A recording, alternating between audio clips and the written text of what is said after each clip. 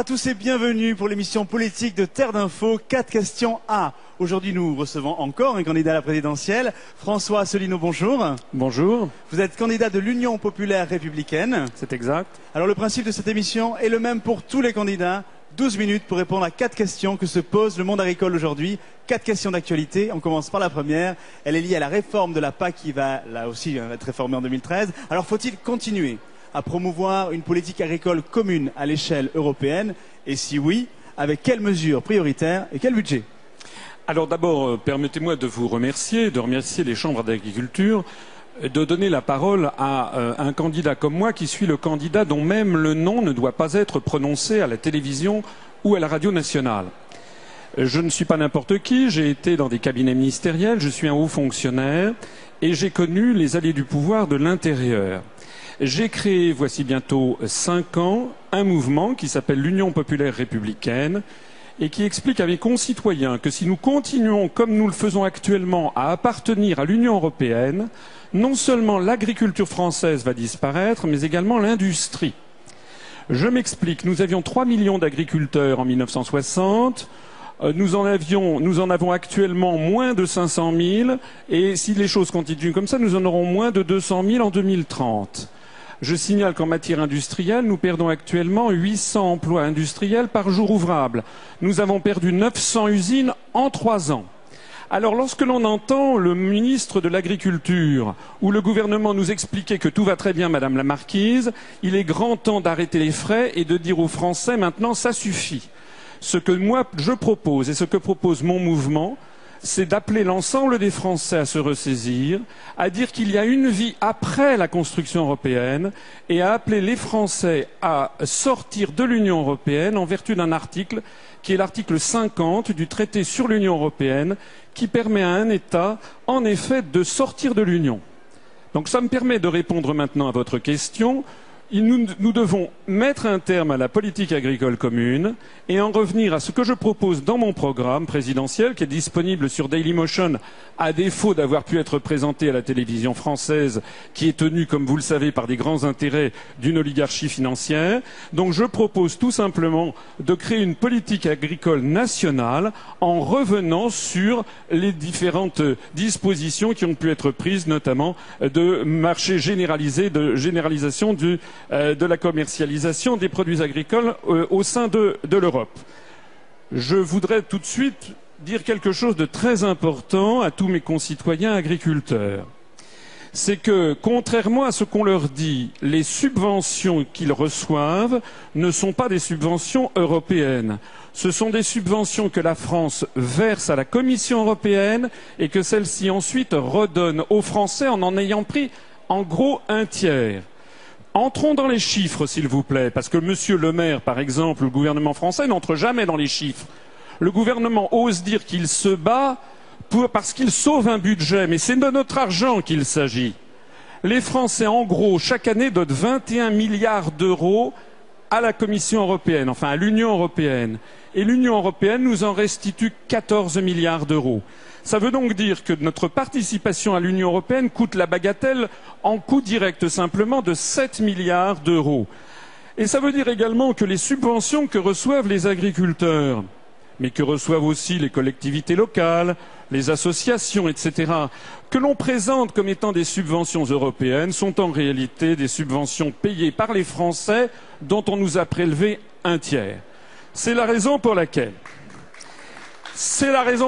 si nous sortons de l'Union européenne, non seulement les agriculteurs pourront avoir les mêmes subventions qu'actuellement, mais que nous aurons en plus 7 milliards d'euros à dépenser. Ça sera le premier effet positif de la sortie de l'Union européenne. Le deuxième effet positif, c'est que nous pourrons retrouver la maîtrise de nos frontières et notamment la gestion des importations et des exportations de produits agricoles, mais j'y reviendrai peut-être avec une autre de vos questions. Alors la France est reconnue pour la diversité de ses territoires. Alors comment, justement, selon vos propositions, maintenir un développement territorial équilibré alors qu'on le sait, la majorité d'entre nous vit en ville et que certaines campagnes se désertifient? Alors, pourquoi est-ce que les campagnes se désertifient? Je l'ai rappelé tout à l'heure, les chiffres sont éloquents. 3 millions d'agriculteurs en 1960, moins de 500 000 aujourd'hui. Je rappelle que la condition agricole devient une condition catastrophique. hein. Il y a 40% des agriculteurs qui gagnent moins que le SMIC. Les retraites des agriculteurs sont des retraites misérables. Je signale que nous sommes dans une situation où actuellement dans le monde agricole, il y a un agriculteur qui se suicide tous les jours. Voilà la situation dans laquelle nous sommes actuellement. Donc il n'y a vraiment pas à rigoler.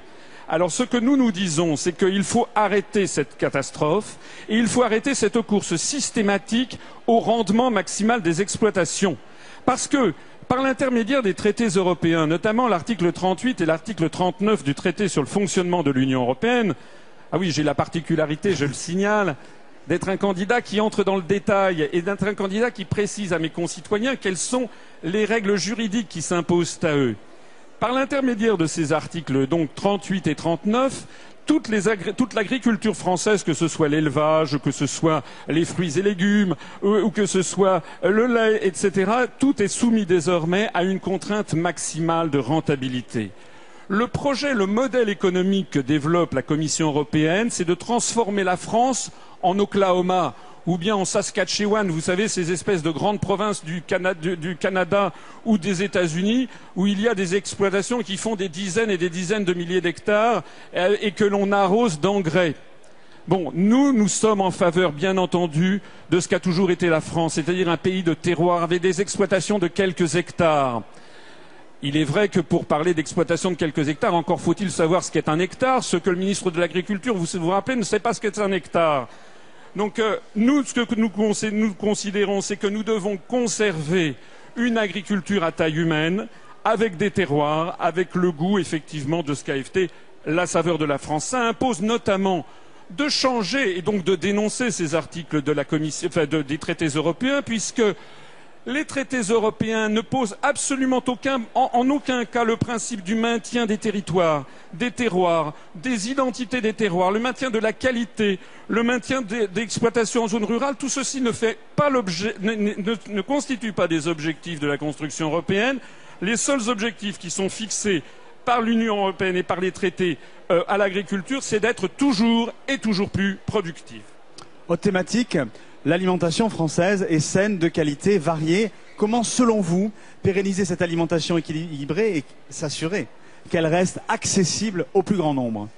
S'assurer qu'elle reste accessible dans le programme que j'ai présenté, nous considérons d'abord qu'il faut qu'il y ait un minimum vital qui soit assuré aux agriculteurs, c'est-à-dire avec des espèces de prix minimum. Si vous voulez, de la même façon qu'il y a un SMIC pour les salariés, il devrait y avoir un prix minimum de rentabilité pour les exploitants agricoles. Ça, c'est la première chose. Deuxièmement, nous devrions avoir des luttes contre tout ce qui est excès dans les coûts de distribution. Nous proposons notamment de développer, notamment grâce à Internet, des plateformes de distribution de produits locaux, de telle sorte que les Français, les citoyens français puissent avoir la possibilité de s'approvisionner auprès des producteurs locaux.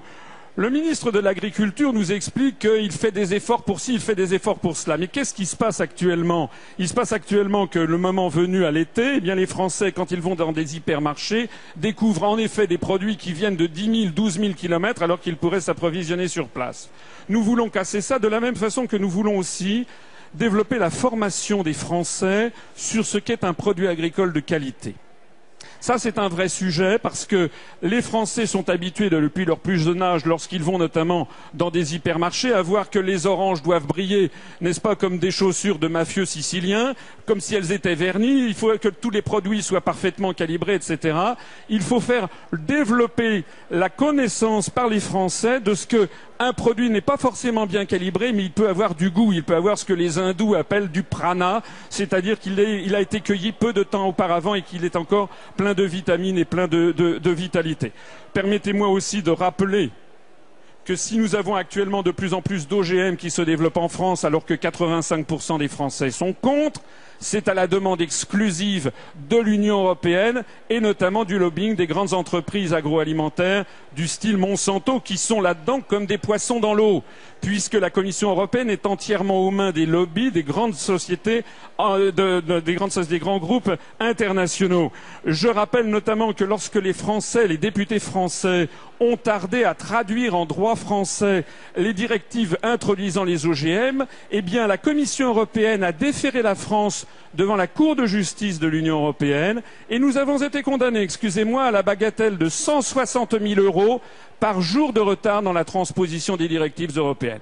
Nous sommes logiques avec nous-mêmes, nous sommes contre l'introduction des OGM lorsque les Français n'en veulent pas, et lorsque nous serons sortis de l'Union européenne, eh bien nous serons maîtres chez nous et nous déciderons souverainement de ce que nous voulons faire. Dernière question sur la préservation de l'environnement. Alors comment concilier rentabilité économique sur les exploitations et la préservation des ressources naturelles sans aboutir à des distorsions de concurrence avec des normes plus draconiennes en France qu'ailleurs? Écoutez, là aussi le gouvernement, d'ailleurs je ne tape pas seulement sur le gouvernement actuel, mais je tape également sur tous les candidats à l'élection présidentielle, puisque tous, sauf moi, veulent rester dans les traités européens. Moi, j'explique que nous devons absolument en sortir parce que nous avons toute une série d'articles qui nous ligotent dans tous les domaines.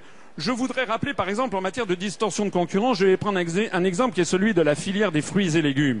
Lorsque l'été arrive, eh bien, la filière des fruits et légumes en France a recours à des travailleurs saisonniers qui viennent notamment du Maghreb ou qui peuvent venir d'Europe de l'Est, par exemple d'Ukraine ou de Moldavie. Bon, les Allemands font pareil, sauf qu'en France, ces travailleurs sont payés au SMIC, c'est-à-dire aux alentours de 9 à 10 € de l'heure. Ce que je trouve d'ailleurs tout à fait normal, parce qu'il faut être humain. Mais en Allemagne, le SMIC n'existe pas dans la filière agricole. Ça veut dire que ces travailleurs saisonniers qui viennent du Maghreb ou qui viennent de Turquie ou qui viennent de Moldavie ou d'Ukraine vont être payés en Allemagne à peu près moitié moins cher qu'en France avec 4 €. Le résultat des courses, c'est quoi? Eh bien, le résultat des courses, c'est que progressivement, la France n'est plus compétitive. Le président de la filière des fruits et légumes avait demandé au gouvernement une aide de l'État pour subvenir à cette distorsion de concurrence.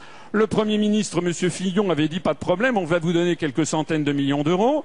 Il s'est tourné vers la Commission européenne qui a dit non, il n'en est pas question parce qu'il refusait la distorsion de concurrence. Si vous avez suivi ce que je vous dis, ça veut dire quoi? Ça veut dire qu'en restant dans l'Union européenne, nous nous mettons dans une position d'être obligés de suivre le moins-disant salarial, social, fiscal, partout. Ça veut dire qu'à terme, soit nous condamnons la filière des fruits et légumes, soit nous supprimons le SMIC en France, en matière agricole. Eh bien, moi je dis, il y a une troisième voie. La troisième voie, c'est de dire non, nous allons conserver des agriculteurs ayant un niveau de vie décent en zone rurale et nous n'allons pas supprimer le SMIC et donc pour cela, ça nous impose de sortir de l'Union européenne et de rétablir des barrières pour assurer une justice entre les conditions salariales et sociales qui sont imposées aux Français. François Asselineau, merci de ces propositions.